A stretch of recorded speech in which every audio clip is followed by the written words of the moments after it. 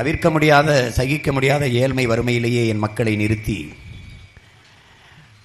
தேர்தல் வரும்போது கவர்ச்சிகரமாக இந்த வெற்று அறிவிப்புகளான இலவசம், சலுகை, போனஸ், மானியம் இப்படியான திட்டங்களையே அறிவித்து அதன் மூலம் வாக்கு வாங்கி தொடர்ந்து அதிகாரத்திற்கு வந்து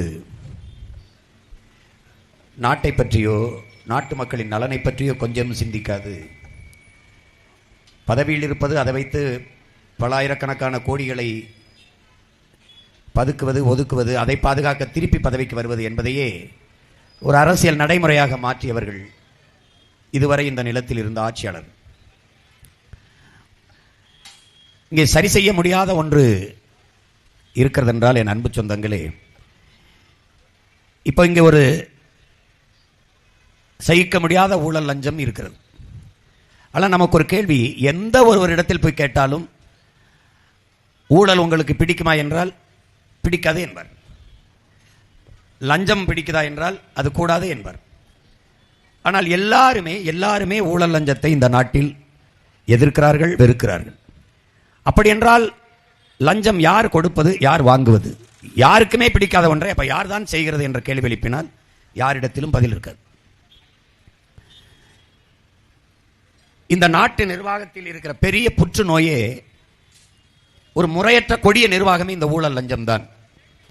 நாம் ஊழல் லஞ்சமும் தேசியமயமாக்கப்பட்ட, முழுமையாக அரசுமயமாக்கப்பட்ட ஒரு நாட்டில் வாழ்ந்து கொண்டிருக்கிறோம் என்பதை என் அன்பு தம்பி தங்கைகள் புரிந்து கொள்ள வேண்டும். எது ஒன்றுக்கும் காசு. நீங்கள் பிறப்புச் சான்று வாங்குதலிலிருந்து இறப்புச் சான்றிதழ் வாங்குவது வரைக்கும் உங்கள் வாழ்க்கையில் எல்லாமே பணம் பணம் பணம், அதுதான் கட்டமைக்கிறது. பணம் தான் எல்லாவற்றையும் முடிவு செய்யும் என்றால் அங்கே சேவை என்கிற சொல் செத்து விழுந்துவிடும். பணத்தை முன்னிறுத்தி செய்கிற அரசியல் என்பது ஒழுக்கத்தையும் பண்பாட்டையும் சிதைத்து அழித்துவிடும். சாதியை முன்னிறுத்தி செய்கிற அரசியல் என்பது சகோதரத்துவத்தையும் சமத்துவத்தையும் கொன்றுவிடும். மதத்தை முன்னிறுத்தி அரசியல் செய்வது, அதிகாரத்துக்கு வருவது என்பது மனிதநேயம் என்ற ஒன்றையை கொன்று புதைத்துவிடும். இது எவ்வளவு ஆபத்தானது என்பதை அறிவிற்சிறந்த எனது பெருமக்கள், என் அன்பு சொந்தங்கள் ஆழ்ந்து இதை பார்க்க வேண்டும், சிந்திக்க வேண்டும். அப்ப இந்த சூழலில் நம்மால் ஊழல் லஞ்சத்தை ஒழிக்க முடியுமா? முடியும். நமது ஒரு நேர்மையாளன் ஆட்சி அதிகாரத்தில் அமர்ந்தால் ஊழல் லஞ்சம் அது சொல்லையில் அது ஒளிந்து விடும். அப்படி ஆட்சி நடந்திருக்கிறது. நம்முடைய தாத்தா குமாரசாமி ரெட்டியார் காலத்திலே, நம்முடைய தாத்தா ஓமந்தூர் ராமசாமி ரெட்டியார் காலத்திலே, நம்முடைய தாத்தா காமராஜர் காலத்திலே ஊழல் லஞ்சம் என்பது இல்லை. அப்ப நேர்மையான ஆட்சியாளர்கள் நமது முன்னவர்கள் இருந்தார்கள். ஆனால் இன்று ஊழல் லஞ்சத்தை இல்லாது ஒன்றுமில்லை. ஊழல் லஞ்சமும், ஊழல் செய்ய தெரியாதவன், லஞ்சம் வாங்க தெரியாதவன், பிழைக்க தெரியாதவன் என்று பேசுகிற அளவிற்கு இந்த நாட்டில் ஊழல் லஞ்சமும் ஊறி பெருத்து கொழுத்து போய் நிற்பதை நாம் பார்க்கிறோம். அதை சரி செய்துவிட முடியும். இந்த கொள்ளை அதை நிறுத்திவிட முடியும். இந்த பாலியல் வன்கொடுமை அதை கடும் சட்டத்தின் மூலமாக ஒழித்துவிட முடியும். ஒரு பெண்ணை தொடுவதற்கு அச்சப்படுகிற அளவிற்கு அதை சரி செய்துவிட முடியும். இது எல்லாவற்றையும் சரி செய்ய முடியும். நீரை உறிஞ்சி விற்கிறார்கள், அதற்கு தடை விதிக்க முடியும்.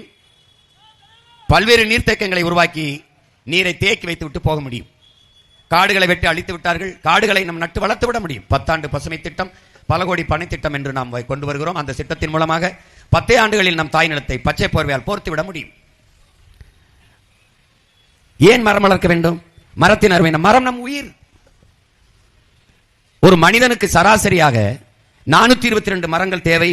ஒரு மனிதனுக்கு ஒரு கார் வெளியிடுகிற நச்சுப்புகையை கட்டுப்படுத்த 6 மரங்கள் தேவை. இந்த தெருவில் நாம் நின்று பேசிக் கொண்டிருக்கிறோம். எத்தனை வாகனங்கள் போய்க் கொண்டிருக்கிறது, எத்தனை மரங்கள் இங்கே இருக்கிறது? கனடா என்கிற நாடு மட்டும் என் அன்பு சொந்தங்களே, ஒரு மனிதனுக்கு, அந்த நாட்டின் குடிமகன் ஒருவனுக்கு 9500 மரம், அதை 10,000 மரம் வைத்திருக்கிறது, மரங்கள் வைத்திருக்கிறது. அதுபோக அந்த நாட்டின் பிரதமர் சொல்லுகிறார், நான் இன்னும் 100 கோடி மரங்கள் நடுவதற்கு உத்தரவிட்டுகிறேன் என்று. நாம் நாடு அறிவிப்பது, ஒரு மனிதனுக்கு நான் 28 மரங்கள் வைத்திருக்கிறேன் என்று சொல்லுது இருக்கா என்பதை நீங்களே பாருங்கள். அருகில் இருக்கிற நீங்கள் கேரளாவுக்கு சென்று பாருங்கள், வெற்றிடம் என்றே ஒன்று இருக்காது. ஒன்று மேய்ச்சல் நிலமாக இருக்கும், இல்லது ஏரி குளமாக இருக்கும், இல்லைனால் காடுகளாக இருக்கும். நீங்க விண்ணூர்தியிலே பயர்ந்து சென்றீர்கள் என்றால் கேரளாவை தவிர்த்து எந்த மாநிலத்திற்கு நீங்க சென்றாலும் ஆங்காங்கே புள்ளி புள்ளியாக பச்சை தெரியும், எல்லாம் வெள்ளையாக கட்டிடங்கள் இருக்கும். கேரளாவில் சென்றீர்கள் என்றால் ஆங்காங்கே வெள்ளையாக புள்ளி புள்ளியாக அங்கெங்கே தெரியும் கட்டடங்கள், மொத்தமாக பச்சையாக தெரியும். காரணம், பச்சை பசேர் என்ற பூமியை பச்சை போர்வையால் போர்த்தி இருப்பார்கள். அதனாலும் கடவுளின் தேசம் என்று அதை சொல்வதற்கு காரணம் அதுதான். ஒரு வீடு என்று எடுத்தால் அங்கே 3-4 மரங்களுக்கு குறையாமல் இருக்கும். அது பெரிய வீடோ சின்ன வீடோ, அது குடிசையோ, அவ்வளவு தூரம் அவர்கள் அந்த இயற்கையை போற்றி நேசித்து வளர்க்கிறார்கள். ஆனால் இங்கு அப்படி இல்லை. இங்கே அப்படி இல்லை. மரம் வளர்ப்போம், மழை பெறுவோம் என்று எழுதி வைப்பதோடு இவர்கள் சமூக பொறுப்பு கடமை முடிந்துவிட்டது. மரம் மண்ணின் வரம், அதை வளர்ப்பதே மனித அறம் என்று நாம் சொல்வதற்கு காரணம், மரங்கள் தான் பூமிக்கு மேகத்தை அறுவடை செய்து மழை பொழிவை பூமிக்கு கொண்டு வருகிற ஆற்றல் பெற்றது மரம் மட்டும்தான். மரம்தான்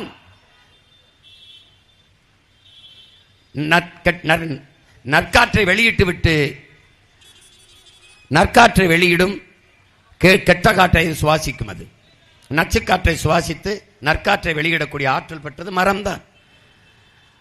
ஆக்சிஜனை வெளியிட்டு கார்பன் டை ஆக்சைடை அது சுவாசிக்கும். அந்த ஆக்சிஜனை நாம் சுவாசிப்பதால் தான் மற்ற உயிரினங்கள் எல்லாம் வாழ முடிகிறது. இந்த இயற்கையின் படைப்பு, இந்த விசித்திர முரண் இல்லை என்றால் உலகில் எவ்வுயிரும் வாழ முடியாது. மரம்தான் நமக்கு உயிர், மரம்தான் நமக்கு மழை. அதனால்தான் மரம் மண்ணின் வரம், வளர்ப்பதே மனிதாரம் என்று சொல்றோம். இப்ப நாம் வந்தால் 10 ஆண்டு பசுமை திட்டம். இப்ப புவி வெப்பமாகுது என்கிறார்கள். இப்ப நமக்கு வெப்பம் அடிக்கிறது, ஒரு கொடையை பிடிக்கிறோம். இப்ப பூமி தாய்க்கு வெப்பம் அடிக்கிறது, வெயில் அடிக்கிறது, கொடையை பிடிக்க வேண்டும். ஒரே ஒரு கொடை தான் இருக்கிறது, பச்சை கொடை. என்ன கொடை? இந்த மரக்கொடை. அதை வளர்ப்பதை தவிர நமக்கு வழி இல்லை. புவி வெப்பமானால் என்ன? பருவநிலை மாறிவிடும். பருவநிலை மாறினால் பருவ மழை இருக்காது, பெருமழை புயல் மழை தான் இருக்கும். புவி வெப்பமானால் என்ன? கீழே அடுப்பை வைத்து நெருப்பை எரிக்கும் போது உலை எப்படி பொங்குமோ அப்படி கடல் ஒரு நாள் அதிக வெப்பத்தால் பொங்கும். உள்ளே இருக்கிற உயிரினங்கள், கொதிக்கிற உலையிலே உயிரினங்களை, மீனையோ மற்ற எதையோ போட்டால் செத்து போவது போல எல்லா உயிரினங்களும், கடல் உயிரினங்களும் செத்து போகும். கடல் கொந்தளிக்கும், கடல் பொங்கும். பொங்கி வந்தால் 70 விழுக்காடு நீர், 30 விழுக்காடு தான் நிலப்பரப்பு. அதிலேயும் காடு மலைகள் போக மீதி இருக்கிற 20 விழுக்காடு தான் மனிதர்கள், நாம் உயிரினங்கள் வாழ்கிற நிலப்பரப்பு. கடல் பொங்கினால் என் அன்பு சொந்தங்களை, தரையிலிருந்து 3 கிலோமீட்டருக்கு தண்ணி தான் இருக்கும்ங்கிறார். அப்ப அந்த பேரழிவை எதிர்கொள்வதற்கு முன்பு புவி வெப்பமாவதிலிருந்து நாம் தடுக்க வேண்டும். அதற்கு ஒரே வழிதான் இருக்குது, மரம் வளர்ப்பது. மரம் வளர்க்கிறோம். 10 ஆண்டு பசுமை திட்டம், பல கோடி பனை திட்டம் கொண்டு வந்துடும். எல்லாம் சரி செஞ்சிட முடியுது. ஆனால் இங்கே சரி செய்ய முடியாத ஒன்று இருக்குது, யாராலும் சரி செய்ய முடியாத ஒன்று. அதுதான் இந்த வளக்கொள்ளை. போரின் பேரழிவிற்கு பிறகு கூட நாம் அந்த இடத்தில் மக்களை குடியேற்றி விட முடியும். நிலக்கரி எடுத்த இடத்தில், மீத்தேன் ஈத்தேன் எடுத்த இடத்தில், அணு உலை வெடித்த இடத்தில் அங்கே மக்களை மறுகுடியேற்றம் செய்ய முடியாது. நீ இதையெல்லாம் சரி செய்ய முடிகிற வாய்ப்பு இருக்கு. ஆனால் மலையை வெட்டி மணலாக்கி கொண்டு போய்விட்டால், கல் குவாரி ஆக்கிவிட்டால், இயற்கையின் அரும்பெரும் கொடையாக இருக்கிற அந்த மலையை நொறுக்கி காசாக்கிவிட்டால் அதை எதன் பொருட்டும் உருவாக்க முடியாது. ஆற்று மணலை அள்ளி தின்று விட்டால் அதை எதன் பொருட்டும் உருவாக்க முடியாது. அரை அங்குலம் ஆற்று மணல் வளர்வதற்கு 100 ஆண்டுகள் ஆகும் என்றால், நீ 30 அடி 40 அடி இரும்பு கை கொண்டு பொக்களை எந்திரம் கொண்டு அள்ளி எடுத்து வித்து தின்று விட்டார்கள். 34 ஆறுகளையும் கொன்று புதைத்து விட்டார்கள். இப்ப இதை எப்படி சரி செய்வது? யார் சரி செய்வது? மணலை மலையை யாரால் உருவாக்க முடியும்? எந்த அதிகாரம், எந்த சட்டம்? இல்ல தொழுகை, இல்ல அழுகை, இல்ல ஜப வழிபாடு, இல்ல கோயிலில் வழிபாடு, எந்த வழிபாட்டால் உருவாக்க முடியும்? எந்த அதிகாரத்தாவது அரங்கல மலையை வளர்த்து கட்ட முடியுமா? இல்ல ஒருபடி மண்ணை உங்களால் உருவாக்கி கட்ட முடியுமா? எப்படி? எல்லாவற்றையும் இயற்கை செயற்கையாக படைக்க முடியும். மனிதனால் நீரை படைக்க முடியுமா? ரத்தத்தை உருவாக்க முடியுமா? உங்கள் அறிவியலால் தோசை மாவை புளிக்க வைக்க முடிகிறதா? உங்கள் அறிவியலால் பாலை தயிராக்க முடிகிறதா? கண்ணுக்கு தெரியாத பல கோடிக்கணக்கான நுண்ணுயிர்கள் அந்த பணியை செய்கிறது. அந்த இடத்துல அறிவியல், மனிதனின் அறிவியல் தோற்று போகிறது. இயற்கையின் பரிணாமத்தில் வந்த கடைசி உயிர் மனிதன். எது இயற்கை? இந்த மண்ணில் எது எது மனிதனால் படைக்கப்படவில்லையோ அதெல்லாமே இயற்கை. மனிதனால் படைக்கப்பட்டது எது? அது எல்லாமே இயற்கை தான். அடிப்படை ஆதாரம், அடிப்படை அதுதான். இந்த வீடு, இந்த கட்டடம் மனிதன் கட்டியது. கட்டடத்திற்கான பொருள் அடிப்படை ஆதாரம் யார்? இயற்கை தந்தது. இந்த வாகனம் மனிதன் படைத்தது. இதற்கான மூலப்பொருளை தந்தது யார்? இயற்கை. கப்பலில் கடலிலே மிதக்கிறோம், கப்பலிலே மனிதன் கண்டுபிடித்தது. அதற்கான பொருளை தந்தது யார்? பூமி. விண்வெளியிலே பறக்கிறோம், விண்ணூர்தியில், அதற்கான அடிப்படை மூலப்பொருளை தந்தது யார்? பூமி. இந்த மண்ணில் நாம் பார்க்கிற எல்லாவற்றையும் கொடையாக தந்தவள் பூமி தாய். அந்த பூமி என் தாயின் மாறாக இருக்கிற மலையை அறுத்து அறுத்து மணல் என்றும் கல் என்றும் காசு பார்க்கிற ஒரு சமூகம் எவ்வளவு கொடுமையான சமூகம் என்பதை அறிவு சமூக மக்கள் சிந்தித்து பார்க்கணும். ஒரு அடிப்படை வேண்டாமா? அந்த மலை மார்பில் இருந்துதான், தாயின் மார்பில் இருந்து நமக்கு பால் வந்தது போல பூமி தாயின் மலை மார்பில் இருந்தான் அருவி பால் வந்தது. நம் தாயின் மார்பில் உள்ள பால் நமக்கு மட்டும். ஆனால் பூமி தாயின் மலை மார்பில் இருந்த ஒரு அருவி பால் உலக உயிர்கள் எல்லாவற்றுக்கும்.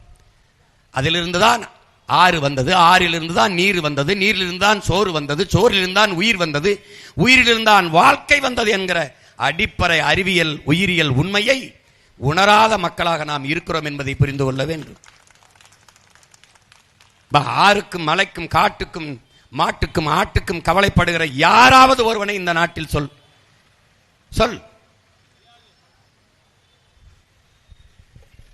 இந்த இடத்தில் எதன் பொருட்டும் சரி செய்ய முடியாத ஒரு பெரும் துயரம் இந்த நாட்டில் இருக்கிறது என்றால், பெரும் கொடுமை இருக்கிறது என்றால் அது வளக்கொள்ளைதான். வளக்கொள்ளைதான். மழை இல்லாத நிலம் பாலைவனமாகிவிடும் என்கிற அடிப்படையை நாம் புரிந்து கொள்ள வேண்டும். அந்த அறிவியல் உயிரியல் உண்மையை நாம் உணர்ந்து கொள்ள வேண்டும். எனவே உங்கள் பிள்ளைகள் நாங்கள் ஆட்சிக்கு வந்தால் எப்படி ஆட்சி நடத்துவோம் என்பதை 422 பக்கத்திற்கு மேலே ஒரு பெரிய புத்தகமாக கொடுத்திருக்கிறோம்.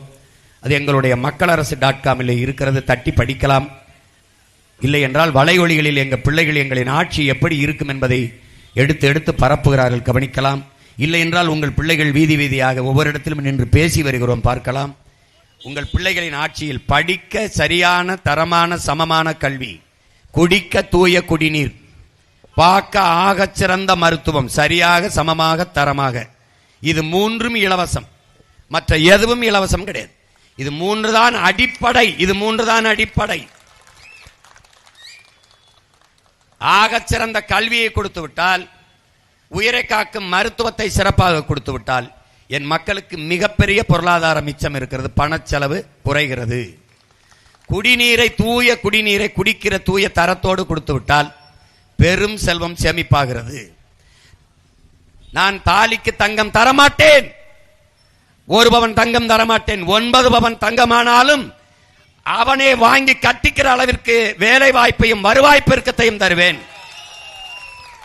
நான் பிறக்கிற குழந்தைக்கு மோதிரம் போட மாட்டேன். பிரசவத்தை மிகச்சரியான பிரசவ செலவை, மருத்துவ செலவை அரசு ஏற்கும் போது அவனே 1 பவன்ல 2 பவன் கூட மோதிரம் போடுவான். அதுதான் நான் கொடுக்கிற தன்மானத்தோடு தலை நிமிர்ந்து வாழ்கிற தற்சார்பு வாழ்வு. இலவச சிலிண்டர் தரமாட்டேன், தடையின்றி சிலிண்டர் தருவேன்.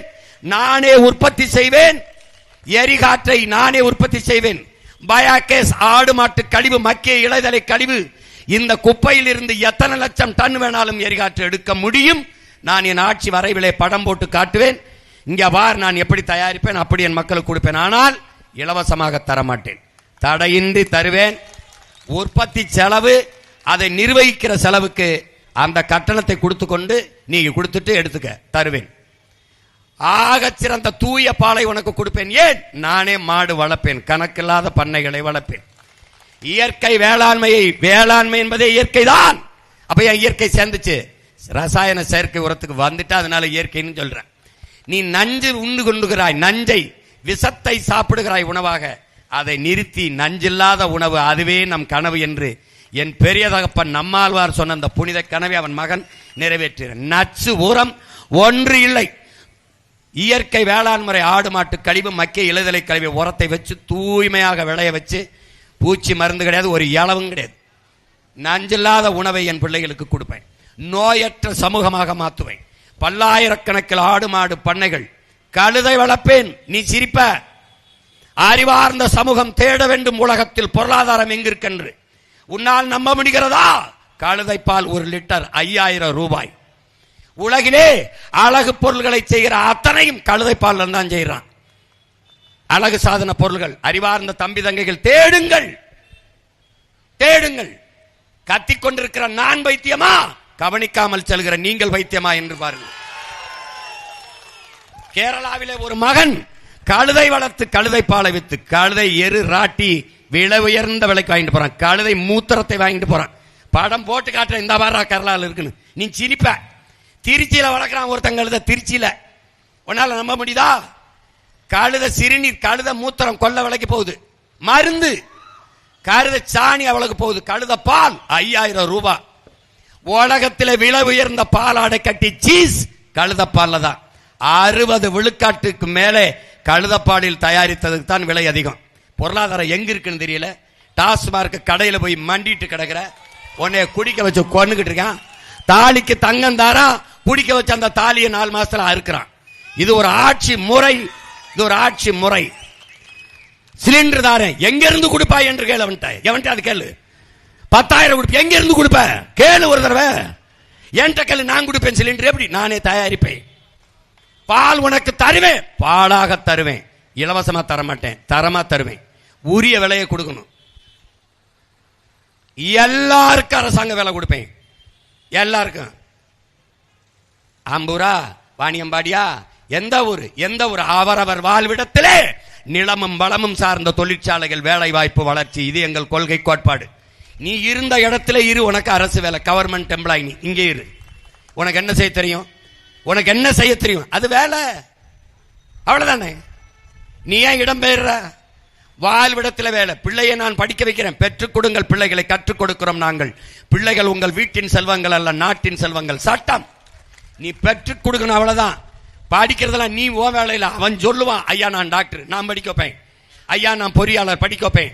ஐயா நான் பாடுவேன், பாட வைப்பேன். ஐயா நான் ஆடுவேன், ஆட வைப்பேன். ஐயா நான் ஓடுவேன், ஓட வைப்பேன். அது ஓ விருப்பம் இல்லை, அவன் விருப்பம். அவன் இந்த நாட்டின் மகன், உன் வீட்டின் மகன் அல்ல. நீ விலைக்கென்றுவேன், அது ஓ வேலை இல்லை. அது ஆரம்ப கல்வியில, ஆராய்ச்சி கல்வியில எங்க வேணாலும் போய் படி, அரசு படிக்க வைக்கும். உனக்கு வேற என்ன வேலை? மருத்துவம். தாய்க்கு முடியல, நீ விலகு. உன் வீட்டின் தாய் இல்லை, என் நாட்டின் தாய், அவ தேசத்தின் தாய். மருத்துவம் அரசு செய்யும். 1 ரூபாய்னாலும் 1 கோடி ரூபாய்னாலும் அரசு செய்யும். உலகத்தரத்துக்கு செய்யும். நீ எதை பத்தியும் கவலைப்பட வேண்டியது இல்லை. நீரை உன் வீட்டு வாசல்ல குழாய் வச்சு ஊத்துவேன், தூய குடிநீரை ஊத்துவேன். வேளாண்மையை நானே செய்வேன். பசி என்ற சொல்லை என் நாட்டில் இல்லாம ஒழிப்பேன். வேலை இல்லை என்ற சொல் இன்னைக்கு வேலை இல்லை. வறுமைக்கும் வறுமை வரும், பசிக்கும் பசி வரும். பைந்தமிழன் ஆட்சியிலே என்ற சட்டத்தை முன்வைத்துக் கொண்டு வருவேன். நீ பாரு, நீ என்னென்ன மாறுதலை இந்த மண்ணில் உங்கள் மகன் நிகழ்த்த காத்திருக்கிறோம் என்று நீ புரிஞ்சுக்க. நீ ஒன்னும் செய்வனா, ஓட்ட போட்டு நாட்டை என்று கொடுத்துட்டு நிம்மதியாரு. 5 ஆண்டு உலகத்தரத்துக்கு மாத்தி காட்டுனால. எனக்கு ஒரு கனவு இருக்கு. என் முன்னவர்கள் 3000-4000 ஆண்டுகளாக கண்ட கனவு. குடிதலி கோலோச்சு மாநில மன்னன் அடிதொலி நிற்கும் உலக என்கிறான் என் மூதாதை வள்ளுவ பெருமகனார். ஒரு நாட்டு குடிகளுக்கு குறிப்பறிந்து சேவை செய்கிற அமைச்சை, மன்னனை அந்த உலகம் போற்றி தொழும் என்று முறை செய்து காப்பாற்றும் மன்னவன் மக்களுக்கு இறை என்று வைக்கப்படும். இந்த நாட்டை முறை செய்து காப்பாற்றுவேன். எது எப்படி செய்யணும், எப்படி செய்யணும். மணி நீரும் மண்ணும் மலை மணிநிலக்காடு உடையது ஆரன்கிறான். நீ மணி நீர் இருக்கா, மண் இருக்கா, மலை இருக்கா, ஒரு இளவும் இல்ல. எல்லாம் வெட்டி தின்ட்டான். தின்னது காரணம் யாரு? நீதான். எவன் திருட்டு போயில அவனுக்கு தொடர்ச்சியா ஓட்ட போட்டு நாட்டை தூக்கி சுடாடாக்கி போட்டு போயிட்டே இருந்துட்ட. கொஞ்சம் மாறு, சிந்திச்சு பாரு. என்ன சொல்றாங்க நபிகள் நாயகம்? ஒரு பெற்றோர்கள் தன் பிள்ளைகளுக்கு கொடுக்க வேண்டியது ஆக சிறந்த கல்வியும் ஒழுக்கமும். அப்படி ஒரு கல்வி ஒழுக்கம் பண்ணி வச்சிருக்கியா? ஒழுக்கத்தை கற்பிக்கிற கல்வி வச்சிருக்கியா? அதை யாரால் கொடுக்க முடியும்? உங்கள் பிள்ளை எங்களால் தான் கொடுக்க முடியும். அநீதியை கண்டு அச்சம் கொள்ளாமல் துணிந்து எதிர்த்து நின்று போராடுகிறவன் எவனோ அவனே உண்மையான ஜிகாத் என்கிறார்கள். நீ அநீதியை கண்டு எதிர்க்க பயப்படுற, நான் துணிஞ்சு போராடுறேன். அதனால என்ன? 260 வழக்கு வாங்கியிருக்கேன். 260 வழக்கு. ஒரு காலம் வரும், அப்போது நேர்மையாக வாழ்வது உள்ளங்கையில் நெருப்பு துண்டை வைத்திருப்பதற்கு சமமாக இருக்கும் என்கிறார்கள் நபிகள் நாயகம் ஸல்லல்லாஹு அலைஹி வஸல்லம் அவர்கள். அந்த காலம் எந்த காலம்? இந்த காலம்தான். அழிவு காலம் வரும், அழிவு காலம். அந்த காலம் எப்படி? அநீதி இழைக்கும் நீதிபதிகள், பொய்யுரைக்கும் மந்திரிகள், ஏமாற்றும் வழக்கறிஞர்கள் எல்லாம் தோன்றுவார்கள். அந்த காலகட்டம் வந்தால் நீ அவர்களுக்கு வரி செலுத்தி விடாதே என்கிறார். நீங்கள் வரி மட்டும் செலுத்தவில்லை, வாக்கும் செலுத்தி விடுகிறீர்கள். இதான் கொடுமை. யாரு மாறுதலை செய்வது? அநீதிக்கு எதிரான புரட்சி தீயை பற்ற வைக்கவே நான் வந்தேன் என்கிறார் இறைமகன் இயேசு. அவர் பற்ற வைத்த தீயை நாங்கள் அவருக்கு பிள்ளைகள் தெருவாக எடுத்து போறோம். நீங்க என் மக்கள் தொடர்ந்து எச்சரிப்பை அணைச்சு விட்டுக்கிட்டே இருக்கிறீங்க. எங்கே புரட்சி தீயை பற்ற வைக்க விடுகிறீர்கள்? உன் இனம் சாராதவனிடத்தில் உன் அதிகாரத்தை ஒப்படைக்காதே என்கிறான் இறைமகன் இயேசு. உலகம் தழுவி நேசித்தவன், எல்லா வீரிடத்திலும் அன்பு செலுத்து என்று சொன்னவன் சொல்கிறான், உன் இனம் சாராத ஒருவனிடத்தில் உன் அதிகாரத்தை கொடுக்காதே என்கிறான். அதைத்தானே நாங்கள் சொல்றோம். நல்ல ஆண்மை என்பது ஒருவருக்கு தான் பிறந்த இல்லாண்மையாக்கி கொள்ளன்கிறான் வள்ளுவ பெருமகனார் எங்கள் மறையிலே, எங்கள் வேதத்திலே. நாட்டையும் வீட்டையும் நீ ஆள்வது மாதிரி பார்த்துக்கடாதான் நல்ல ஆண்மகனுக்கு அழகுன்றான். இப்ப நாங்க நல்ல அழகுள்ள ஆண்மை உள்ள ஆண்மக்களா இல்லையா? நீங்க தான் வாழ்ந்துட்டீங்களே. அம்மையார் ஜெயலலிதா ஆட்சியில் பல முறை, ஐயா கருணாநிதி ஆட்சியில் பல முறை, ஐயா ஸ்டாலின் ஆட்சியில் ஒரு முறை வாழ்ந்துட்டீங்க. இப்ப வாழ்ந்துட்டீங்க. இன்னும் வாழணும்னு ஏக்கமும் ஆசையும் இருந்தா அவருக்கே போடுங்க, நாங்க தடுக்கல. ஐயா எடப்பாடி ஆட்சியில வாழ்ந்துட்டீங்க, அந்த ஆட்சி மறுபடியும் வரணும்னா அவருக்கே போடுங்க, நாங்க தடுக்கல. ஆனால் இதில் ஒரு மாறுதல் வர வேண்டும், வேற ஒரு ஆட்சி முறை வர வேண்டும். எங்கள் திருநாட்டில் எங்கள் நல்ல ஆட்சி என்ற புரட்சி பாவலனின் பெருங்கனவு நிறைவேற வேண்டும் என்றால், நல்லாட்சி என்பது வெறும் சொல்லாட்சி இல்லாமல் நாட்டில் நடைமுறையில் நிகழ்கிற ஆட்சியாக வர வேண்டும் என்றால், உங்கள் பிள்ளைகள் எங்களுக்கு ஒரு முறை வாய்ப்பு தந்து பாருங்கள். எங்களுக்கே போடுங்கள் என்று நான் கேட்கல. நான் கையேந்தி நிற்பது உங்கள் ஓட்டுக்காக அல்ல, இந்த நாட்டுக்காக. நாங்கள் கையேந்தி கேட்பது உங்கள் வாக்கை அல்ல, நீங்கள் பெற்றிருக்கிற வருங்கால தலைமுறை பிள்ளைகளின் வாழ்க்கையை என்பதை அறிவார்ந்த தமிழ் சமூக மக்கள் சிந்தித்து பார்க்கணும். அதனால என் அன்பு சொந்தங்கள், என் அருமை பெருமக்கள், இந்த மதிப்புமிக்க வாக்கு என்பது ஒரு வலிமை மிக்க ஆயுதம். அது அநீதிக்கு எதிராக ஏந்துங்கள். இந்த தேர்தலிலே இங்கே போட்டியிடுகிற அன்பு தங்கை ஆம்பூர் தொகுதியில் போட்டியிடுகிற எங்கள் தங்கை நஸ்ரீன் அவர்களுக்கு நீங்கள் விவசாய சின்னத்திலே வாக்கு செலுத்தி எங்களை வெற்றி பெற செய்யுங்கள். எங்களின் வெற்றி உங்களின் வெற்றி. நாங்கள் மக்களிடமிருந்து மக்களுக்கானவர்கள், மக்களுக்காகவே வந்தவர்கள்.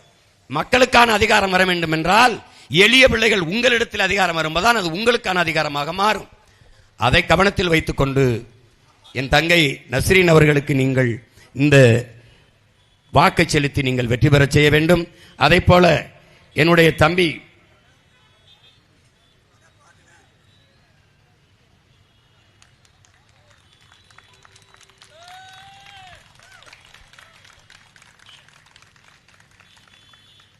முருகேசன் அவர்களுக்கு விவசாய சின்னத்திலே நீங்கள் வாக்கு செலுத்தி வெற்றி பெற செய்ய வேண்டும். மதிப்பிற்குரிய மதிப்புமிக்க உங்கள் வாக்குகளை எங்கள் பிள்ளைகள், உங்கள் பிள்ளைகள் எங்களுக்கு வாக்கு செலுத்தி நீங்கள் வெற்றி பெற செய்ய வேண்டும். எல்லா கட்சிகளையும் போல நான் வேட்பாளர்களை நிறுத்தவில்லை. தமிழ் தேசிய இனத்தின் உரிமை மீட்சி, பெருமை மிக்க வாழ்வு, நிலவள பாதுகாப்பு, காட்டு வளம், கனிம வளம், நீர்வளம், கடல் வளம், மண் வளம் இவற்றையெல்லாம் காக்குகிற ஒரு புரட்சிகர அரசியல் போர்க்களத்தில் முன்கள போராளிகளை இந்த நிலத்திலே நிறுத்தி இருக்கிறேன். எனவே அறிவார்ந்த தமிழ் மக்கள், எங்கள் அன்பு பிள்ளைகளுக்கு நீங்கள் வாக்கை செலுத்தி வெற்றி பெற செய்யுங்கள் என்று அன்போடு வேண்டுகிறேன். புரட்சி எப்போதும் வெல்லும். நமது வெற்றி அதை சொல்லும். நம் இலக்கு ஒன்றுதான், இனத்தின் விடுதலை. இனம் ஒன்றாவும் இலக்கை வென்றாவும்.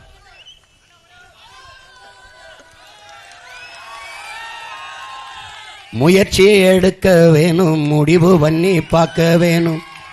முயற்சி எடுக்க வேணும், முடிவு பண்ணி பார்க்க வேணும்.